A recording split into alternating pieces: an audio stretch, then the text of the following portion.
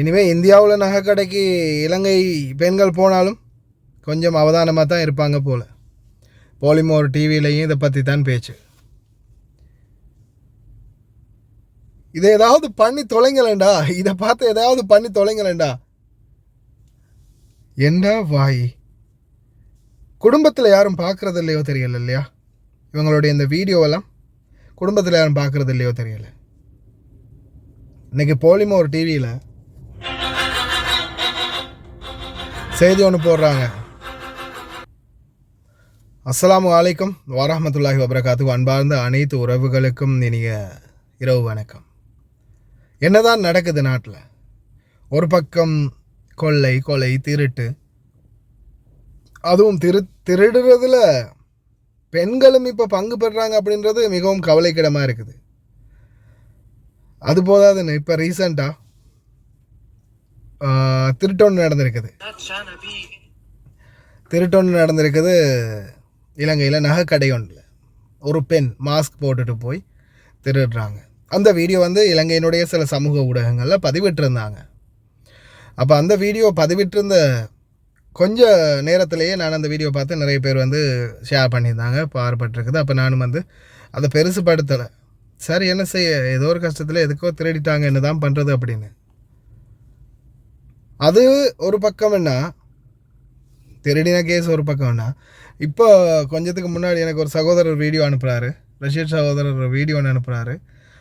அதை ப்ளே பண்ணி பார்த்தா கடைசியில் அது இந்தியாவுடைய பாலிமர் நியூஸில் இலங்கையில் நடந்து திருத்தப்பட்டு வீடியோ போயிட்டுருக்குது. கருமத்தை வீடியோ பார்த்தே பேசுவோமே.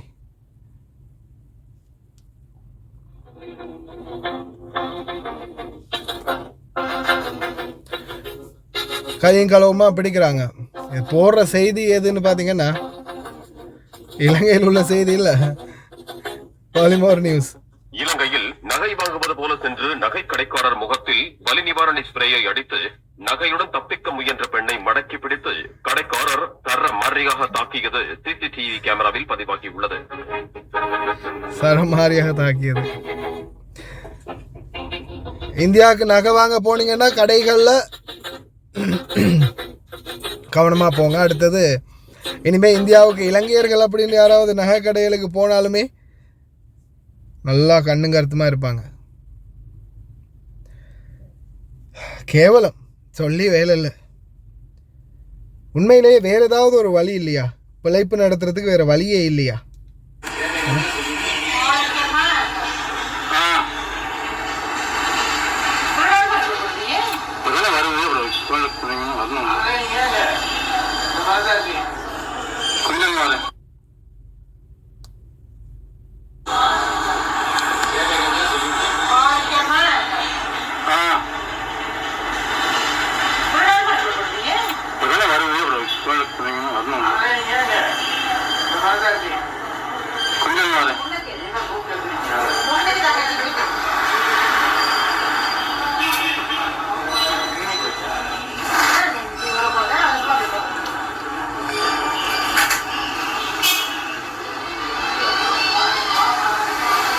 ஃபோனு தான் எடுக்குதா? இப்போ தான் எடுக்குது.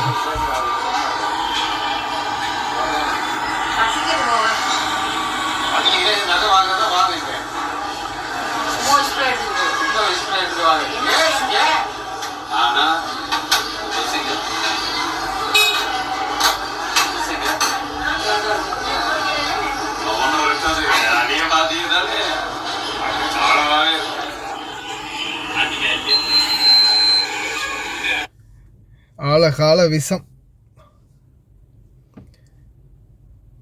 வெளிநாடுகளில் போயாவது புலப்பு நடத்துங்கன்னு சொல்ல முடியலை. சில தரங்கட்ட கதைகளை பேசக்கூடிய சில பெண்கள்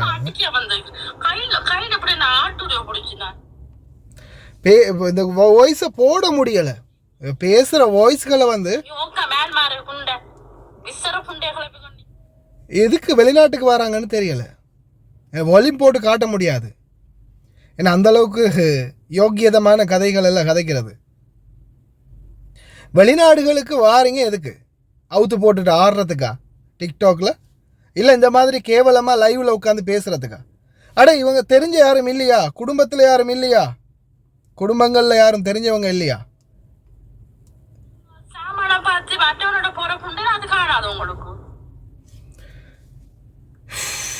யாராவது இல்லையா? குடும்பங்கள் யாரும் இல்லையா? கொஞ்சம் சொல்லிக்கொள்ளி திருத்துங்களேண்டா, கொஞ்சம் நிறுத்துங்களேண்டா இதை பேசி.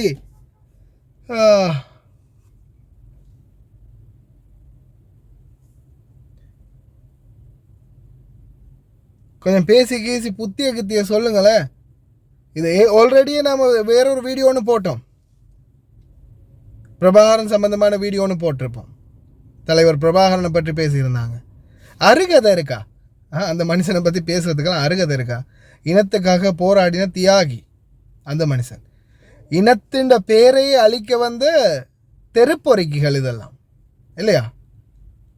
தமிழ் இனத்தின் பேரை வந்து கெடுக்க வந்து கீழ்த்தரமான சில ஜென்மங்கள் இதெல்லாம். தமிழ்லாம் பேசுறதுக்கு அருகதையும் இல்லை இதுகளுக்கு. இந்த வெளிநாடுகள் மட்டும் இல்லைண்டா, எங்கேயாவது காட்டில் கரையில் நீங்கள் கக்கா தான் பேலணும், புல்லில் தொடச்சிட்டு தான் தெரியணும்.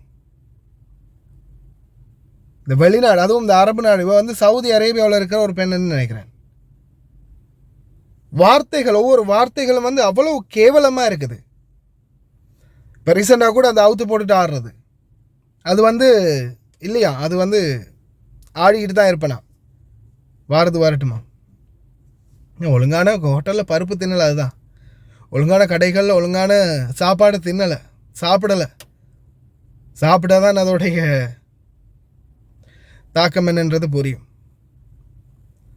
தயவு செய்து இவங்களை பற்றி தெரிந்தவங்க யாராவது, உங்கள் குடும்பங்கள் யாராவது இருந்துச்சுன்னா தயவு செய்து சொல்லுங்கள். சொல்லிக்கிள்ளி ஒரு முடிஞ்ச அளவுக்கு ஏதாவது ஒரு ஒன்று பண்ணுங்க, பேசுங்க, சொல்லி ஏதாவது ஒரு புத்திமதியாவது சொல்லுங்கள். ஆஃப்டர் ஆல் இந்த மாதிரி பேசாதீங்கன்னு.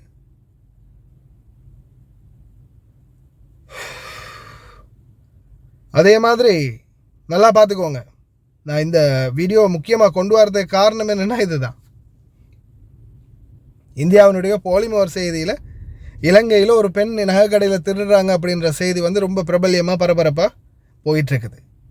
நாட்டுடைய பேருக்கு சிறப்பு தரமான பேர் வாங்கி கொடுத்துருக்கீங்க நாட்டுக்கு.